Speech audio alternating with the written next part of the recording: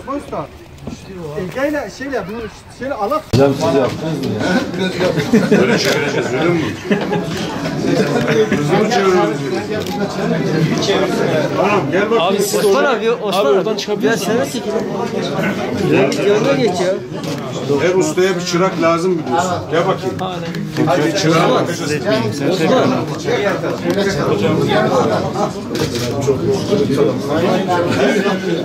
Sen çek. Yapacak bir şey yok. Ya Osman abi. Ya çık oradan ya. Ne yapalım? Yan tarafa abi şu ya yan tarafa. Senin adın ne delikanlı? Ceyhun. Az yoracağım seni. Osman Usta. Aslında Kasım ayında inşallah bir AVM'de biz bunların işlevsel olarak bir sergisini açmayı düşünüyoruz. Bizim asıl hedeflerimizden bir tanesi. Bu yılın projesinin ana hedefi aslında bunların işlevselliğini arttırmak için kamuoyuyla, vatandaşlarla, halkla bunu tanıtmak. Onun için birkaç tane biz gömü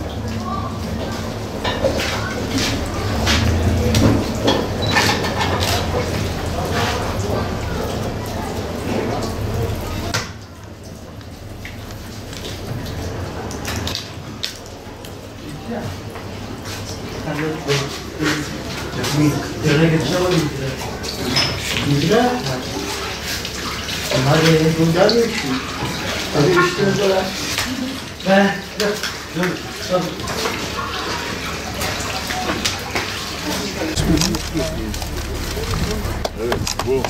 İyi. Hayırlı olsun inşallah. İnşallah çok güzel eserler çıkar bunun içerisinde. Peki.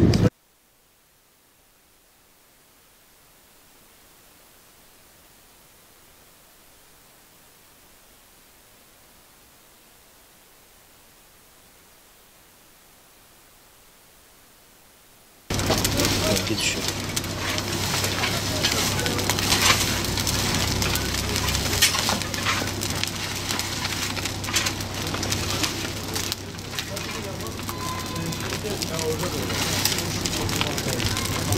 Ne verdin?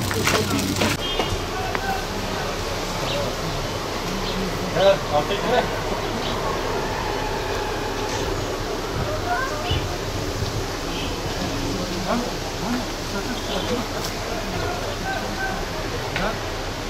Kendileri ihtiyaçlarına göre, yörenin ihtiyaçlarına göre çok değişik eşya geliştirmişler.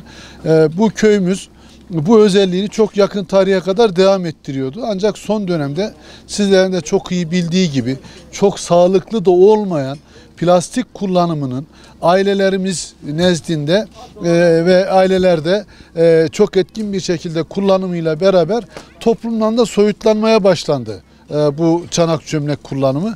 Ancak şunu söyleyeyim, tabii ki son dönemlerde bilimin de ortaya koyduğu, geçmişe ait olan bu çanak çömleğin kullanılmasının sağlıklı olması nedeniyle de insanlar tekrar eski kültüre doğru geri dönüyorlar. Biz de üniversite olarak buna destek veriyoruz, destek verdik ve bu anlamda arkeoloji bölüm başkanımız Profesör Doktor Rafet Çavuşoğlu ile beraber ustamız Osman Usta birlikte bir proje yaptılar ve bu anlamda bu çok daha canlandırıldı. İnşallah bundan sonra üzerinde duracağız. Üniversite olarak biz buna desteği tam olarak veriyoruz ancak bunu turizme de kazandırmak istiyoruz. Üniversitemizin şu anda el sanatlarında çok değişik alanlarda çalışmalarımız devam ediyor. Halı Kilim Müzemizin hemen yanında çanak çömlek yapımına ilişkin hem atölyemiz var hem de yapımız, altyapımız buna müsait.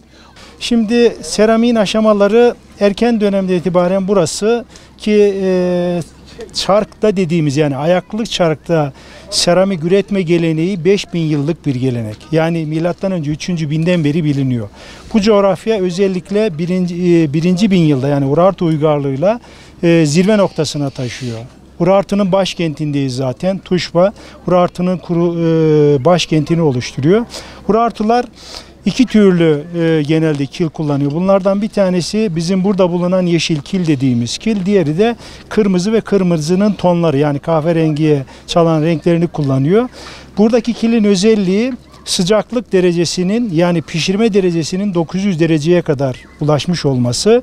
Diğer killer ise biraz daha düşük. 500-600 derecede ancak pişebiliyor.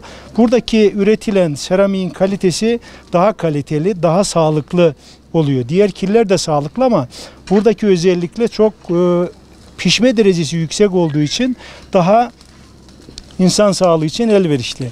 Bizim bu yılki hedefimiz neydi? Bu yılki asıl hedefimiz üretmiş olduğumuz çanak çömleklerin işlevsel hale getirmek. Az önce rektör hocamızın da söylediği gibi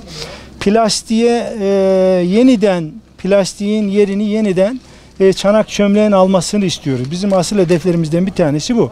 Çanak çömlekte eskiden herkesin kullandığı çanak çömleği işte günlük hayatlarındaki peynir yapımında özellikle Van'da çok meşhurdur. Suyun testilerde saklanması, aynı şekilde yoğurt yapılması, yayık dediğimiz işte o da kilden yapılıyor. Ayrıca bunun yanı sıra özellikle yağın tutulması, balın yapılması gibi yeniden o üretmiş olduğumuz çanak çömleğe işlevlik kazandırmak istiyoruz. Bunu yapmamızdaki yani bu projenin asıl nihai sonucunu da İnşallah halkımıza açık bir şekilde Van'da biz bunu sergilemek istiyoruz. Uygulamalı olarak sergilemek istiyoruz. İnşallah önümüzdeki Kasım ayı içerisinde de peynirlerimizi gömdük, onları çıkartacağız. Yağ yapacağız orada halkımızla. Yani halkımızın bir törenle açmayı düşünüyoruz. Sergi de yapmayı düşünüyoruz. Sadece hani üretilen sanatsal bir içeriği de var. O sanatsal içeriğinin yanı sıra işlevsel özelliklerini de ön plana çıkartarak bir sergiyle bu işi insanların ilgisini artırmak.